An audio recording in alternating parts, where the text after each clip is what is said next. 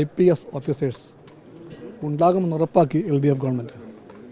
ഇതെല്ലാം വ്യക്തമാക്കുന്നത് LDF government ഈ വിഷയത്തിൽ സ്ത്രീകളുടെ ഭാഗത്താണെന്നാണ്.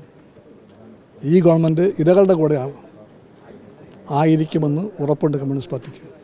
ഇതാണ് പറയാനുള്ളത്. പക്ഷേ ഒരു പ്രശ്നം നിൽക്കുന്നത് ഇടതുപക്ഷത്തിന്റെ കൺവീനർ പറയുകയാണ്, കോൺഗ്രസിന്റെ 2 MLA-മാർ സമാനമായ ആരോപണം ഉയർന്നപ്പോൾ രാജിവെച്ചില്ല.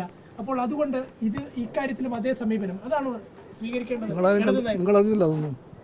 ഇവിടെ ഇതേ തരത്തിലുള്ള ആരോപണത്തിന് വിധേയരായിട്ടുള്ള MLA-മാരുണ്ട് കോൺഗ്രസ് പാർട്ടിക്കകത്ത്.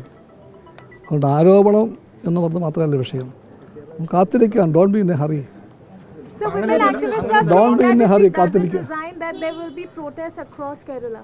Your stand on that. Government stand. Kerala is a society which has a democratic content. Party അടിയന്തരമായിട്ട് കമ്മിറ്റി ചേരുന്ന ഇതിന്റെ പശ്ചാത്തലത്തിൽ കൂടിയാണ്. അത് കമ്മ്യൂണിസ്റ്റ് പാർട്ടി കമ്മിറ്റി വിടാൻ പാടില്ലേ? അല്ല, അങ്ങനെയല്ല.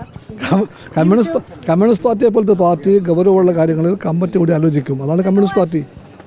ഇക്കാര്യത്തിൽ മാതൃകാപരമായിട്ടുള്ള ഒരു സമീപനമായിരിക്കും സ്വീകരിക്കുന്നത്.